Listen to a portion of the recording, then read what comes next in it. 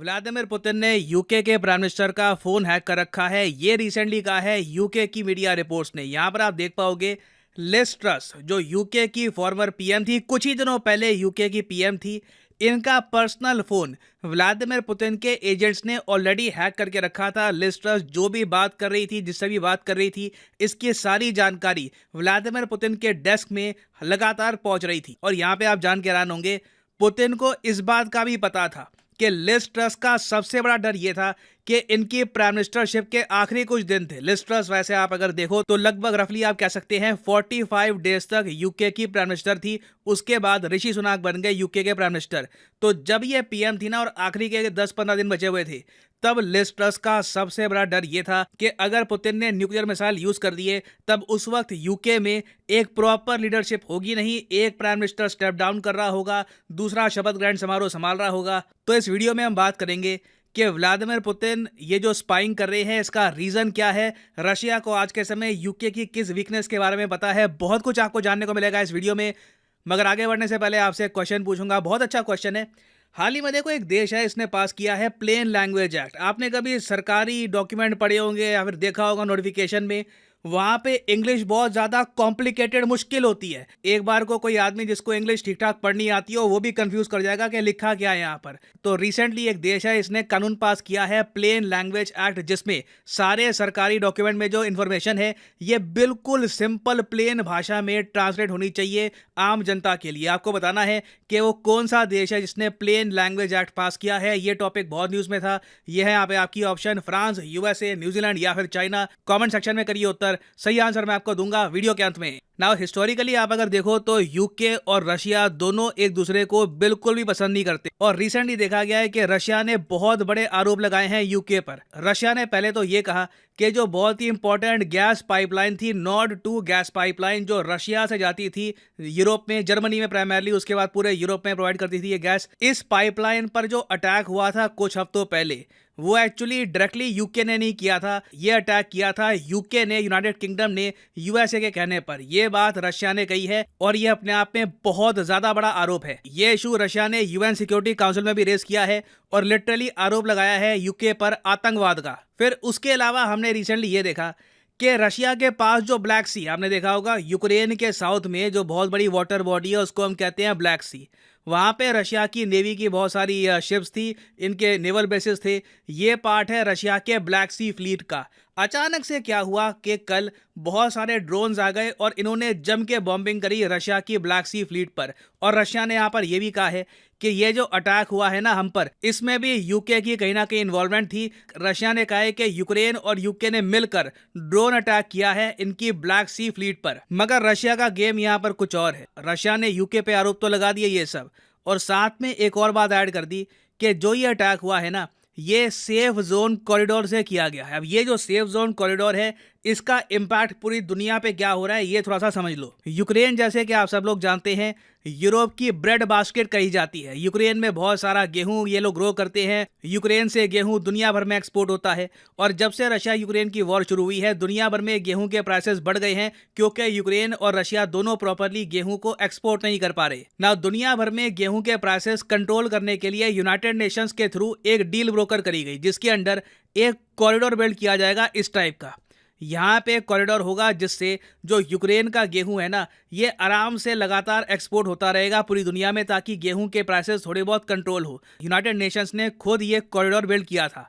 अब रशिया यहाँ पर ये कह रहा है कि जी हम जो ये कॉरिडोर है ना, इसको हम अब बैन कर देंगे, इसको बंद कर देंगे। रीज़न क्या है कि यूके जो ये सेफ जोन वाला कॉरिडोर है, जहाँ पे हमने वादा किया है कि हम बॉम्बिंग नहीं करेंगे क्योंकि यहाँ से शिपमेंट जा रही है गेहूं की दुनिया भर में, इसी सेफ जोन का फायदा उठाकर यूके और यूक्रेन लगातार ड्रोन्स भेजते हैं और अटैक कर रहे हैं रशिया की ब्लैक सी फ्लीट पर। और इसका इम्पैक्ट आप देखोगे आने वाले कुछ दिनों में। दुनिया भर में इन्फ्लेशन बढ़ने वाली है, गेहूं के दाम और ज़रा बढ़ जाएंगे। ऑलरेडी यूके की सरकार ने अपने लोगों को बोलना स्टार्ट कर दिया है, तैयार हो जाओ, फूड प्राइसेस फिर से बढ़ने वाले हैं। रशिया ने कैंसिल कर दी है United Nations backed, United Nations brokered grain deal. तो अब कोई सेफ जोन वगैरह रहेगा नहीं, शिपमेंट निकल नहीं पाएगी। तो दुनिया भर में इसका इम्पैक्ट आपको देखने को मिलेगा। और यूके में देखो मीडिया यहाँ पर कह रहा है कि ये सारी चीज़ें जो रशिया ने करी है ना, ये इनका एक वेल थॉट आउट प्लान है कि एक एक करके यूके पे ये लोग आरोप लगाएंगे। यूके की सरकार क्या स्टेप्स ले सकती है, यूके के पास क्या ऑप्शंस हैं, ये पहले ही रशिया को पता होता है, इसलिए ये प्रॉपरली मूव चल पा रहे हैं। और रशिया को ये सब बातें पहले कैसे पता होती है, क्योंकि यूके के मीडिया ने यह भी कहा है कि लिज ट्रस का फोन, अगेन मैं यहाँ पर यह कहूँगा, ऋषि सुनाक का फोन रशिया ने हैक कर रखा है, नहीं कर रखा है, इसके बारे में 100% इन्फॉर्मेशन है नहीं, मगर यूके का मीडिया ये कह रहा है कि कॉन्स्टेंटली जो भी यूके का पीएम बनता है उसके फ़ोन की हैकिंग करके रखते हैं रशियंस। सारी जानकारी, जो भी पीएम बातचीत कर रहा है वहाँ से, जो भी अपने बाकी मिनिस्टर से बातचीत कर रहा है, सब कुछ रशियंस को पता लग जाता है। और अगर आप सोच रहे हैं कि पुतिन को इतना क्या इंटरेस्ट है यूके के पीएम में, देखो इनको इंटरेस्ट इस बात का है कि आने वाला जो समय है सर्दी का, उसमें क्या यूके बाकी यूरोप की हेल्प कर सकता है रशिया का प्लान बिगाड़ने के लिए। व्लादिमीर पुतिन की जो पूरी यूक्रेन वॉर है, इसका मेन सेंटर पीस है सर्दियां। यूरोप में आपको पता होगा भीषण सर्दी पड़ती है, और यूरोप में अगर हीटिंग सिस्टम ना होना तो यूरोप की जो भी सुंदर सड़कें हैं, जो यहाँ पे कमाल का आर्किटेक्चर है, सब धरे के धरे रह जाएंगे। आप यूरोप में एक हफ्ता नहीं रह पाओगे अगर यूरोप में गैस प्राइसेस नॉर्मल ना हो और इनके घरों में हीटिंग सिस्टम ना हो, क्योंकि सर्दी इतनी पड़ती है यहाँ पर। और यूरोप की सर्दी प्रॉपरली शुरू हो जाएगी दिसंबर महीने में। दिसंबर से लेकर मार्च में आप देखोगे यूरोप में बहुत ज़्यादा भीषण सर्दी पड़ने वाली है। और ऐसे टाइम में पुतिन को उम्मीद ये है कि बहुत सारे यूरोपियाई देश जो अभी के लिए रशिया के सामने खड़े हैं, यूक्रेन को वेपन सप्लाई कर रहे हैं, ये सारे देश मजबूरी में झुक जाएंगे रशिया के सामने। ये कहेंगे कि नेचुरल गैस और कहीं से नहीं मिल रही, आप ही दीजिए नेचुरल गैस, उसके बदले में हम यूक्रेन को सपोर्ट करना बंद कर देंगे। तो आप कह सकते हैं पुतिन का पूरा गेम प्लान यही है कि यूएस पॉलिटिक्स को डिवाइसिव कर दिया जाए। यूएसए अपनी पॉलिटिक्स में बिजी रहेगा, इलेक्शन आप वैसे आने वाले हैं, ट्रंप एक्टिव हो जाएंगे।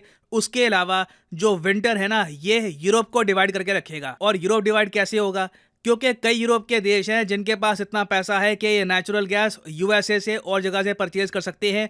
कई देश हैं जो यूएसए के हाई प्राइसेस बर्दाश्त नहीं कर पाएंगे। इवन मैंने रिसेंटली देखा था, इमैनुअल मैक्रोन ने भी यूएसए को कह दिया कि तुम लोग मार्केट रेट से काफ़ी बार 2 टाइम्स 3 टाइम्स प्राइस पर नेचुरल गैस यूरोप को एक्सपोर्ट कर रहे हो, हम ये बर्दाश्त नहीं करेंगे। और इवेंचुअली सर्दी में जब पूरे यूरोप में नेचुरल गैस की डिमांड पीक पे होगी, तब कोई बड़ी बात नहीं है कि ये सारे देश ये जियोपॉलिटिक्स वगैरह सब कुछ भूल भुलाकर रशिया से बस गैस खरीदना स्टार्ट कर दे। तो पुतिन को अपने प्लान को लेकर बहुत ज़्यादा कॉन्फिडेंस इसलिए है क्योंकि परहैप्स इन्होंने लिज ट्रस को कुछ ऐसी बात करते हुए सुना था जहां पर ये कॉन्फिडेंट नहीं लग रही।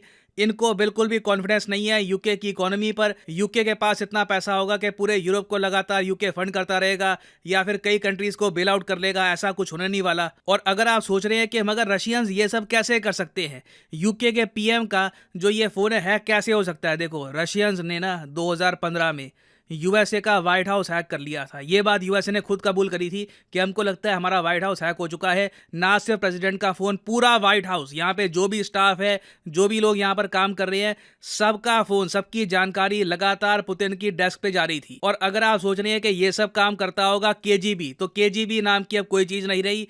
केजीबी खत्म हो गया था कई साल पहले। अब रशिया में मेन इनकी जो इंटेलिजेंस एजेंसी है वो है एफएसबी, मगर एफएसबी भी ये काम नहीं संभालती। ये सब जो काम है ना हैकिंग के, ये संभालती है एसवीआर। याद रखिएगा, रशिया का एसवीआर। इजराइल का मोसाद बड़ा फेमस है, रशिया के एसवीआर का भी मैं आपको बता दूं बहुत अच्छा ट्रैक रिकॉर्ड है। पिछले कुछ ही सालों में इन्होंने बहुत से बड़े काम करके दिखाए हैं। और एसवीआर की फुल फॉर्म वैसे आपको मिलेगी रशियन में, इंग्लिश में आप अगर ट्रांसलेट करोगे तो इसका मतलब होता है फॉरेन इंटेलिजेंस सर्विस। जो भी बाहर का काम होता है वो देखता है एसवीआर, रशिया के इंटरनल का काम देखता है एफएसबी। और एसवीआर ने पिछले कुछ सालों में कई ग्रुप्स खड़े किया रशिया में। ये लोग क्या करते हैं कि रशिया में अगर मान लो कोई बहुत अच्छा हैकर मिल गया, उसको सरकारी नौकरी पे तो नहीं मगर कॉन्ट्रैक्चुअल काम पे ना एक ग्रुप में डाल देते हैं, लाखों रुपए की सैलरी पे करते हैं उसको, और फिर इन ग्रुप से ये लोग करवाते हैं हैकिंग व्हाइट हाउस की या फिर दुनिया भर में और कोई फोन्स की। और जैसे कि आप लोग देख पा रहे हैं, इनका सक्सेस रेट कमाल का है, चाहे व्हाइट हाउस हो या फिर यूके का प्राइम मिनिस्टर, कोई इनसे बच नहीं पाता। तो देखिए जो ये फोन हैक है, इस पूरी यूक्रेन वॉर में मैं कहूंगा एक गेम चेंजर साबित हो सकता है। और इससे हमको ये भी पता लगता है इन द फ्यूचर कि इन्फॉर्मेशन, जानकारी कितनी इंपॉर्टेंट है, दुश्मन आपका क्या सोच रहा है, दुश्मन की क्या स्ट्रैटेजी है, उसके बारे में आपको वैसे ही पता होना, तो आप अपने निर्णय बिना डर के, बिना फियर के ले सकते हैं। तो this is a huge advantage for Russia. Now finally वापस आते हैं अपने क्वेश्चन की तरफ कि रिसेंटली किस कंट्री ने प्लेन लैंग्वेज एक्ट को पास किया है। यह यहाँ पे आपकी option France, United states, New Zealand या फिर चाइना। सही उत्तर यहाँ पे है ऑप्शन सी, न्यूजीलैंड। न्यूजीलैंड में ये लॉ पास किया गया है और जो भी अब सरकारी डॉक्यूमेंट है, नोटिफिकेशंस हैं, इनकी एक बहुत ज़्यादा सिंप्लीफाइड ट्रांसलेशन आप कह लीजिए अवेलेबल होगी आम जनता के लिए। और फाइनली यहाँ पर मैं ये भी ऐड कर दूं कि आप किसी भी एग्जाम की तैयारी कर रहे हैं, चाहे UPSC, SSC, bank, any examination, comment section में जाइए, यहाँ पे आपको मिलेंगे links. For example let's say आप प्रिपेयर कर रहे हैं फॉर एसएससी एग्जामिनेशन, तो एसएससी के लिंक पर यहाँ पे आपको करना है क्लिक और यहाँ पे आप परचेज कर पाओगे एसएससी के एग्जाम का कोर्स। सिंपली यहाँ पे आपको क्लिक करना है प्लस पे और फिर जो ये सारे कोर्सेज हैं आपके सामने आ जाएंगे। जो प्राइसेस यहाँ पर लिखी है ना, ये पे करने की जरूरत नहीं है। फॉर एग्जांपल यहाँ पे लिखा है ना कि 24 महीने का जो कोर्स है ये आपको पड़ेगा 337 रुपीज़ पर मंथ का। ये प्राइस पे मत कर देना, सिंपली यहाँ पे कोड यूज करो PD10 और प्राइसेस अपने आप गिरना स्टार्ट हो जाएंगे। You will be able to save a lot of money, so use the promo code PD10 and save money. So इसी नोट के साथ ये है वीडियो का अंत। Thank you for listening and as always God bless you all.